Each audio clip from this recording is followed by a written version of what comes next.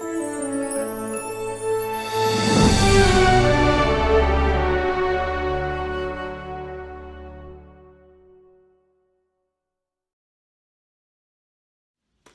friends, what's up? How are you? Thanks so much for stopping by. If you are new here, welcome. My name is Kat. I read primarily romance novels and like to share them with you on my channel. It's my passion project to support authors here on YouTube. So thank you for watching the video, and if you like it, please do give it a thumbs up and think about subscribing.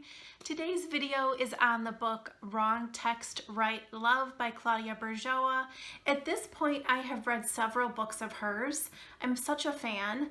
My dear author friend Dawn Edwards, who I've also done videos on her books as well, introduced me to Claudia's books, and I never looked back. I really enjoyed this book. It's really an original love story, very much of the times, with what the characters do for a living. And of course, I enjoy Claudia's writing, so it was a great love story. Wrong Text, Right Love is about... Oh wait, can I even tell you their names? I think I can. There is part of this book that I'm really gonna try to steer around because I feel like if I talk too much about it, it's gonna give you spoilers, and you know I really do try not to give you spoilers. When you read it, you will understand and possibly come to the conclusion that I did at a certain point in the book. I know I'm dancing around it, I'm sorry. But if you think about the title, Wrong Text, Right Love, there is something about texting in this story, a very pivotal part of the story. So if I give too much away, then you'll know it all, and I don't want to do that. So let's see if I can do it. It is about Persy and Ford. We get both of their perspectives in this book. I love that we basically get a chapter from each of them. That's my favorite kind of story. Ford is a kind of self-proclaimed recluse. He has pulled back from the world. He's very wealthy. He talks about developing software in his teens that made him a whole bunch of money, and basically he didn't have to work again. He has a twin brother, Nate. They're very close. The rest of the family outside of there, well, they're not that close. There's been divorce and there's been remarriage, and it has affected how he feels about love. He dates, he messes around, but that's where he keeps people. He never wants to get too involved with a woman. He just doesn't want the headache, I guess. His first couple chapters, I was like, okay, he's kind of a jerk. But he, as we all know with our love stories, you know, that kind of turns around. Persy is in her late 20s. She is a therapist by certification. You know, she went to college to be a therapist. But then she found herself as a blogger, someone that does a podcast. Claudia tells us she has 75 million followers on Instagram. She's an influencer in that she has all these different outlets that she uses, and she's very much in the public eye. We know that she also is not afraid to talk about sex. It's very much part of her brand. I liked Persy, and I liked that about her, and I had a good grasp on how she puts herself out in the world. That being said, she's come to a point in life where her family gets a little annoyed about her talking about them in her podcast. She's having trouble a little bit with some relationships, romantic relationships, because she's very successful, and the men that she has been dating either use her to propel their own career or kind of use her because they think she's sexually free. It's become an issue for her in a way that I think that Claudia was trying to tell us that was a little surprising for her. She's at a point in life where she wants to use what she knows and the platform that she has, but she's not going to be pushed around anymore. That she's going to put her foot down and say, yes, this is what I will do. This is the contract I will take. This is what I will put out in the world. But she's ready to pull back personally, and she's introspective. And it was interesting that that's about the time she meets Ford. On my channel, I always like to share little tidbits and passages about the books that we're talking about, lines that I liked, highlighted passages I have, and this is one from Ford's perspective right in the beginning of the book.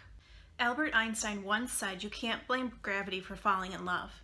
I have nothing against relationships. In fact, I had a couple of those during my teens. Love is messy. Relationships are complicated. The logistics to hold on to an emotional partnership is too complex and dreary. It requires more than dinner, sex, flowers, and chocolates. Both parties have to agree to more than just monogamy. They have to surrender to one another and walk blindly into a place where they only exist with each other. I can't imagine the effort that is required to maintain something like that, and to what end. When I read that, I was like, wow. I mean, yeah, he's spot on. I'm a married person. This month in June, we will be married 24 years. We've been together since we were 20. So I get what Ford is saying about relationships in this. And it was interesting to me all through this because, of course, this is Percy's life, talking about relationships and the relationships with her parents. And her version of a love story, she has these parents that have a great love story, and it's continuing. She recognizes, and Claudia talks about, that it wasn't always easy. It's not like they're up on this pedestal, that there were times in her parents' relationship where they wanted to separate or had separated in any case. But Persy has something to look at as a role model. And it's definitely something that we learn about, that Claudia tells us, that, like I mentioned, that Ford doesn't have that. And I think that's so important when we know where people are coming from and characters are coming from, to know what was behind them to make them feel that way. And that very much played a part in this book about how I saw both of these characters. Something I loved about this book is that it takes place in Colorado. Colorado has a very special place in my heart. I have a lot of family that lives there. I love visiting there. I was there about a year ago now. It is one of my favorite places on this earth. I love mountains. They're just, and maybe it's because I live in the Midwest and everything is so flat. But there's something about Colorado that feels very much like home to me. And so a lot of Claudia's books, and I don't think it's a secret that Claudia is from Colorado, so a lot of her books take place there or have some part of the story take place there, and I love that. Ford talks about hiking in Garden of the Gods, and I went there. I mean, I've been there several times, but when I visited last year, I went hiking through Garden of the Gods with my cousin and her children and two of my kids, and it's just gorgeous. Persy talks about going shopping in Manitou Springs.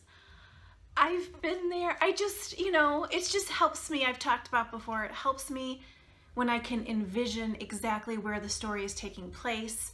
And it was very easy for me with the couple times that the characters talked about where they live to envision exactly where they were. Persy and Ford meet because Persy moves in next door to Ford in very expensive apartment building.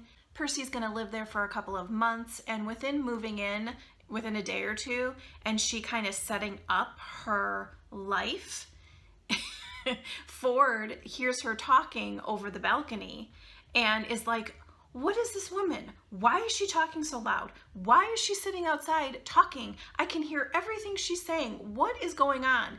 And his life is pretty disrupted by her. Because of course she's sitting outside recording her podcast, she's doing yoga, she's posting live feeds on her Instagram. It was just really funny that they were complete opposites. And I love watching two characters like these two who are complete opposites start to fall in love. It's just, I just love it. This is one of their first interactions, and this is coming from Percy's perspective. Well then, what do you suggest? That you keep your voice down and start working. I jolt at the sound of a low yet firm voice. I turned towards my left, where the gravelly baritone voice came, and all the air inside of my lungs is sucked away. Good God, who dropped this guy right next door? He is effing gorgeous. He was chiseled with diamonds by the hands of Zeus. Maybe he is Zeus, or Hades. I grin. He is hot as sin, and I wouldn't mind sinning with him. And this is what Ford says about her, and he's talking about his brother Nate, because Nate senses a change in how Ford is acting, and this is what he says. He doesn't need to know that she is beautiful, that her voice is enchanting, or that she's funny. It doesn't get any hotter than molded curves, tan legs, and the word flexible. The things she said were outrageous and hot. She's into Game of Thrones. My dream girl moved right next door, if I had one. I would bend the knee and surrender to her if she could make all my fantasies come to life. And that's exactly why she has to go. Now. Persy completely upsets Ford's apple cart.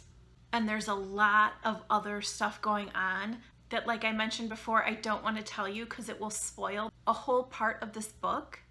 I so enjoyed watching their friendship grow. I loved watching their love start to bloom. So I would highly recommend you checking out Wrong Text, Right Love by Claudia Burgoa. Let me know in the comment section below what books of Claudia's you have read, and in the description box, I will list the other videos I have on her books. Thanks for hanging out with me today. I'll see you soon. Bye.